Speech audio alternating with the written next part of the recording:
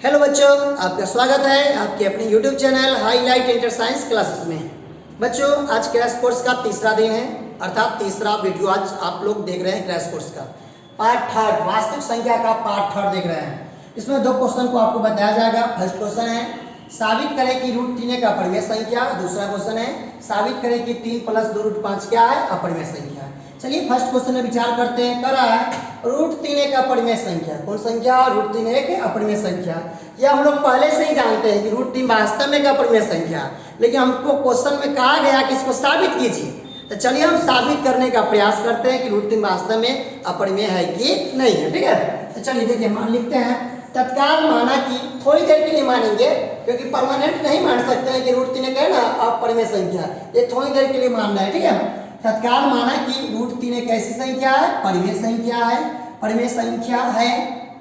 तत्काल माना कि रूट 3 एक ऐसी संख्या है, परिमेय संख्या है, जिसे P/Q के रूप में लिखा जा सकता है, जहां P और Q क्या है?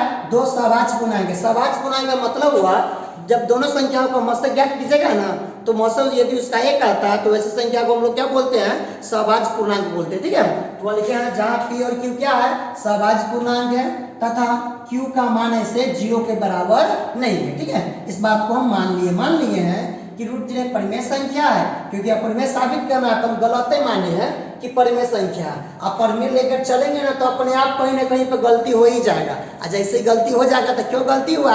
क्योंकि हम तो परिमेय इसको मानिए लिए, गलत तो मानबे कर रहे हैं। तो गलत मानेंगे तो उसका रिजल्ट गलत ना आएगा, इसीलिए क्या होगा? लास्ट में रिजल्ट गलत आएगा, तो हम अपने आप में उसको कह देंगे कि न वास्तव में वो अपरिमेय संख्या। तो वही काम करना है, यहाँ पर इसको मान लिए। ठीक है, अभी लिखे हैं कि रूट 3 को परिमेय संख्या जो P/Q के रूप में लिखाएगा, तो इसलिए रूट 3 बराबर P/Q होगा कि ना होगा? तो लिख लिए रूट 3 बराबर P/Q। अब दोनों तरफ वर्क करने को, दोनों तरफ वर्क कर दिए हैं। वर्क करने को तो स्क्वायर और बोथ साइड स्क्वायर किए हैं। तो रूट 3 का स्क्वायर, इधर का भी स्क्वायर। रूट 3 का स्क्वायर करेंगे तो क्या हो जाएगा? 3 होगा। रूट 3 का स्क्वायर करेंगे तो कितना होगा? 3 बटा मैंने कुछ तो 1 दे दिए। यहाँ P स्क्वायर हो जाएगा, Q स्क्वायर, अलग अलग स्क्वायर हो जाता है। ठीक है, अब यहाँ पर तिरछा गुना किए हैं, एक को गुना किए P स्क्वायर से तो हो गया P स्क्वायर, 3 गुना किए 3Q स्क्वायर से हो गया 3Q स्क्वायर। P स्क्वायर को लिख सकते हैं P गुने P बराबर क्या हो गया? 3Q square. यहाँ से गुना में एक P है तो उसको बटा में ला सकते हैं कि नहीं? तो मेरे पास रिजल्ट आया है P बराबर 3Q स्क्वायर बटे P। आप यहाँ पे पहले ही मान चुके हैं कि P पूर्णांक है कि नहीं है, और वहाँ पे Q भी क्या है? पूर्णांक है।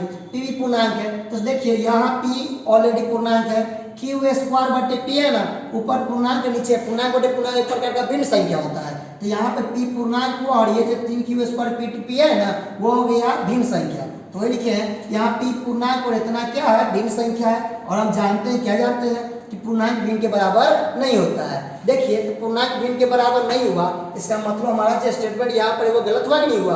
तो वो लिखे हैं इसलिए P बराबर नहीं होगा 3Q स्क्वायर बटे P होगा, इसलिए बराबर नहीं होगा। क्योंकि कभी भी कुत्ता गधा के बराबर होगा, कभी बैल गाय के बराबर होगा, कभी भी आदमी जानवर के बराबर होगा नहीं होगा। तो उसी प्रकार पूर्णांक भी भिन्न संख्या के बराबर नहीं होता है, इसीलिए P बराबर नहीं होगा 3Q स्क्वायर बटे P। इसलिए है ना रूट 3 एक परिमेय संख्या नहीं होगा, क्योंकि हम परिमेय माने थे तो रिजल्ट गलत ना आ गया, इसलिए परिमेय संख्या नहीं होगा। जब परिमेय नहीं होगा तो कौन संख्या होगा? अपरिमेय संख्या होगा। इस प्रकार रूट 3 एक अपरिमेय संख्या है, क्या हो गया? साबित हो गया। बात समझ में आया कि नहीं? हम अभी आपको दिखाए रूट 3 के बारे में। आपसे रूट 5 पूछे, रूट 2 पूछे, रूट 7 पूछे, रूट 10 पूछे, पूरा कोई ढंग से बनाइएगा। सिर्फ एक बात को है ना ध्यान रखिएगा, 3 के जगह पर 7 का प्रयोग कीजिएगा। मतलब जो आपसे पूछा जाएगा, ये नहीं कि है ना परीक्षा में पूछा तो और बनाना शुरू कर दिए 3 पर, दिलीप सर तो 3 बता हुए हैं, ऐसा ना काम कीजिएगा। अगर हम बताया 3 पढ़िए, नहीं सोचिएगा कि 10 पे यही हो जाएगा। 10 पूछेगा परीक्षा में, कुछ पूछेगा तो ये छाप दीजिएगा से ना। रूट 3 है तो वहाँ पे रूट 10 पूछेगा तो रूट 10 का प्रयोग कीजिएगा, रूट 5 पूछेगा तो रूट 5 का, रूट 2 पूछेगा तो रूट 2 का प्रयोग कीजिएगा। बात समझ में आया कि नहीं आया? चलिए, फर्स्ट टाइप क्वेश्चन इस प्रकार का पूछा जाएगा।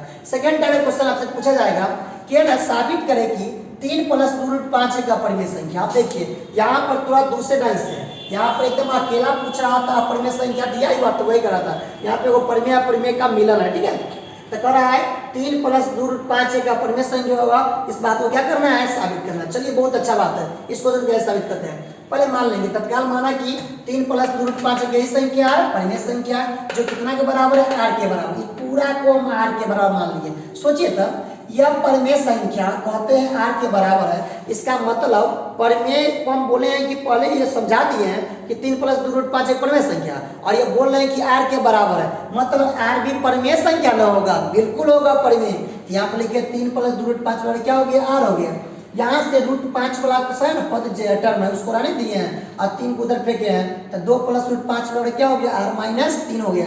यहाँ से √5 बराबर r - 3 बटे क्या हो जाएगा 2। अब सोचो यहाँ पे √5 परिमेय है, r परिमेय है क्योंकि ऊपरे माने कि परिमेय जो r के बराबर, मतलब r परिमेय हुआ। परिमेय में से परिमेय को घटाएंगे, 3 घटा 3 परिमेय ही है, तब परिमेय में से जब परिमेय को घटाते हैं तो वो परिमेय होता है। परिमेय में जब 2 परिमेय है, परिमेय में जब परिमेय से भाग देते हैं तो वही परिमेय होता है, मतलब नहीं समझे। देखिए यहाँ पर r परिमेय है क्योंकि ऊपर ही स्पष्ट है, 3 भी परिमेय है, 2 ही परिमेय है, तब परिमेय में से परिमेय घटाएंगे तब परिमेय होगा, और पुनः परिमेय से भाग दीजिए तो वो पूरा टर्म क्या हो जाएगा, परिमेय। और यह है अपरिमेय। कभी परिमेय के बराबर होता है, गधा कुत्ता के बराबर होता है, नहीं ना होता है, इसलिए √5 भी इतना के बराबर नहीं होगा। तो लिखिए यहाँ पर, यहाँ √5 एक अपरिमेय संख्या तथा r - 3 बटे 2 क्या है, परिमेय संख्या है ना। दोनों पे क्या परिमेय संख्या, हम जानते हैं कि अपरिमेय संख्या बराबर नहीं होता है परिमेय संख्या, इसलिए √5 क्या होगा, r - 3 बटे √2 के बराबर नहीं होगा। अब नहीं हुआ तो इसका मतलब मेरी मान्यता गलत न हो गई, क्योंकि हम तो माने हुए थे वो परिमेय है, लेकिन परिमेय हुआ नहीं हुआ, इसे लिखेंगे। इसलिए 3 + 2√5 क्या है, परिमेय संख्या नहीं है, इस अर्थात 3 + 2√5 क्या संख्या होगी, अपरिमेय संख्या होगी। समझ में बात आया कि नहीं, निश्चित आपको समझ में आएगा, मन लग रहा है ना, अच्छा ढंग से खूब मन लगेगा। अब देखिए परीक्षा में क्वेश्चन को और बार पूछ देता है, कभी कभी कह देता है 3 - √5 से बताइए कि अपरिमेय संख्या साबित कीजिए। परीक्षा में कहता है 3 - √5 एक अपरिमेय संख्या, इसको साबित कीजिए। कुछ नहीं कीजिएगा, से मान लीजिएगा। क्या मानिएगा, तत्काल माना कि 3 - √5 एक परिमेय संख्या जो किसके बराबर है, r के बराबर है, और यहाँ से √5 बराबर लिख सकते हैं r - 3 लिख सकते हैं कि नहीं, बाहर माइनस को उधर ले जाइए तो √5 बराबर हो जाएगा 3 - क्या हो गया, r। बताइए यह हो गया परिमेय और यह क्या हो गया, परिमेय। कभी भी परिमेय के बराबर होगा नहीं ना होगा, तो जैसे लैंग्वेज का प्रयोग किया ना उसी पर उसको भी लिख दीजिएगा। समझ में बात आया कि नहीं आया, इसका मतलब 3 - √5 भी क्या होगा, अपरिमेय संख्या होगा। समझ में बात आ रहा है कि नहीं आ रहा है। तो अगर ऐसे पूछेगा ऐसे साबित कीजिएगा, अगर इस टाइप से पूछेगा इस टाइप से, तब परिमेय अपरिमेय में जब भी पूछेगा तो इसी टाइप से क्वेश्चन पूछेगा, आप इसको बनाने का जरूर प्रयास कीजिएगा। ठीक है, फिर मिलते हैं नेक्स्ट वीडियो में, तब तक के लिए बेस्ट ऑफ लक।